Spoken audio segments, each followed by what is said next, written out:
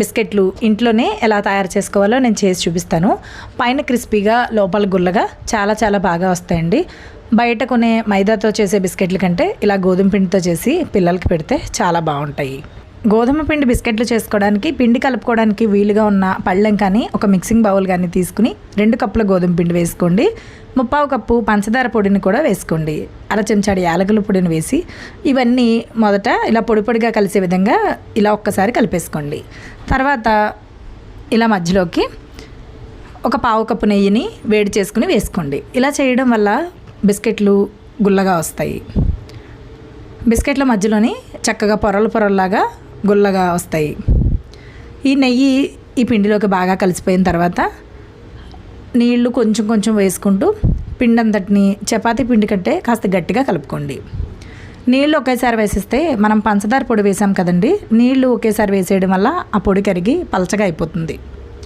అందుకని కొంచెం కొంచెం వేసుకుంటూ కలుపుకుంటూ ఈ విధంగా, అంటే మనం చపాతీ పిండి కలుపుతాం కదా, అంతకంటే కాస్త గట్టిగా కలుపుకోండి. ఇక్కడ చూసారా, ఈ విధంగా ఉండాలి. ఇలా కలిపిన పిండికి గాలి తగలకుండా ఏదైనా మూత పెట్టేసి లేదా ఒక క్లాత్ అయినా కప్పేయండి. 10 నిమిషాలు అలా వదిలేయండి. 10 నిమిషాల తర్వాత ఇలా కలిపిన పిండిని 2 భాగాలుగా సెపరేట్ చేసుకోండి.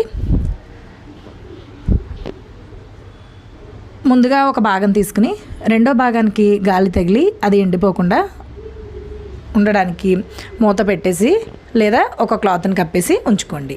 ఇప్పుడు రెండో భాగాన్ని తీసుకుని ఇలా మనం చపాతీ ఒత్తుకుంటాం కదా, అదేవిధంగా చపాతీ పీట పైన ఈ విధంగా ఒత్తేసుకోండి. ఎలాంటి పొడిపిండి కానీ నూనె నెయ్యి కానీ రాయాల్సిన అవసరం లేదు. అది ఇలా ఒత్తితే మనకి ఈజీగానే వచ్చేస్తుంది. మరి పలచగా కాకుండా కాస్త దళసరిగా ఒత్తుకోండి. చూడండి, ఈ మాత్రం మందంగా ఒత్తుకుంటే సరిపోతుంది.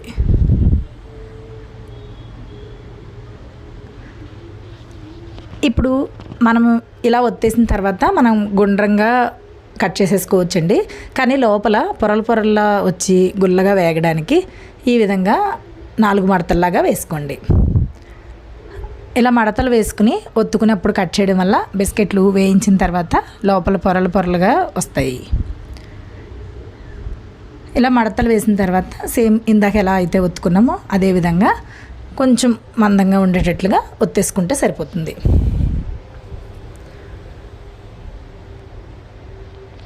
టేస్ట్ అయితే చాలా బాగా వచ్చేయండి, చాలా బాగుంటాయి. ఇలా ఒక చపాతీలాగా ఒత్తుకున్న తర్వాత మీ దగ్గర షేప్స్ కట్ చేసుకునేది ఏమైనా ఉంటే రౌండ్ షేప్ తోటి దాంతో కట్ చేసుకోండి. లేదంటే ఏదైనా ఇలా బాటిల్ మూత కానీ ఇంకేదైనా కానీ ఉంటే ఈ విధంగా కట్ చేసుకోవచ్చు. లేదు ఇలాంటివి ఏవి లేవనుకుంటే చక్కగా ఈ చపాతీని డైమండ్ షేప్లోకి ఒక నైఫ్ తోటి కట్ చేసేసుకోండి. చూడండి, ఈ విధంగా ఉండాలన్నమాట. ఇలా మనం మొత్తం ఎంత పిండి కలుపుకున్నామో అంత పిండితోటి కూడా ఇలా బిస్కెట్లని తయారు చేసేసుకుని వేయించుకోవడానికి వీలుగా ఉండేలాగా మొత్తం అన్నిటినీ ఒక ప్లేట్లోకి పెట్టుకుని ఉంచుకోండి. ఇలా నేను మొత్తం పిండి ఒత్తేసి ఇలా బిస్కెట్లు తయారు చేసి ఉంచానండి. వీటిని వేయించుకోవడానికి స్టవ్ ఆన్ చేసి మూకుడు పెట్టుకుని డీప్ ఫ్రైకి సరిపడా నూనె పెట్టి నూనె కొంచెం వేడెక్కిన తర్వాత మంటను మీడియం టు హై ఫ్లేమ్ మధ్యలోకి అడ్జస్ట్ చేసుకుని మనం ఒత్తుకున్న ఆ బిస్కెట్లలో నుంచి కొన్నిటిని ఈ విధంగా నూనెలోకి వేసుకోండి. మనం మూకుట్లో నూనె ఎంతవరకు ఉందో చూసుకుని అంతవరకు బిస్కెట్లను వేసుకోండి. మరీ ఎక్కువగా వేసేయొద్దు. ఇవి వేయగానే కదిపేయకూడదండి. ఇలా బబుల్స్ వస్తూ ఉంటాయి కదా, ఆ బబుల్స్ కొంచెం తగ్గిన తర్వాత మనకు అవి చూస్తే అడుగు నుంచి కొంచెం రంగు మారుతూ కనిపిస్తాయి. అప్పుడు నిదానంగా, అంటే చాలా సుతారంగా గరిటెతోటి ఒక్కొక్క దాన్ని కూడా వెనక్కి టర్న్ చేసుకుంటూ వేగనివ్వండి.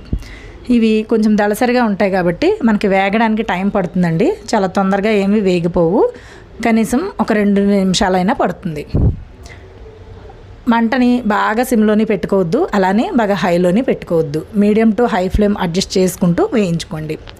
ఇలా 2 వైపులా టర్న్ చేసుకుంటూ లైట్ గోల్డెన్ కలర్ కంటే కొంచెం ఎక్కువ రంగు వచ్చిన తర్వాత వీటిని ఈ విధంగా ఒక చిల్లులున్న ప్లేట్లోకి కానీ ఇలా స్ట్రైనర్లోకి కానీ తీసుకోండి.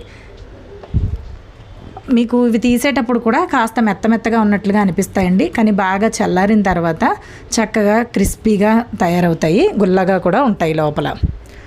అలాగే రంగు కూడా కాస్త ముదురు రంగులోకి వస్తాయండి. ఇంకా తీసినప్పుడు ఇంకా వేడి ఉంటుంది కదా, ఇవి చల్లారడానికి కనీసం 1 గంట సేపు అయినా పడుతుంది. 1 గంట సేపటికి ముదుర గోధుమ రంగులోకి వచ్చి పైన క్రిస్పీగా లోపల గుల్లగా చాలా బాగా వస్తాయి.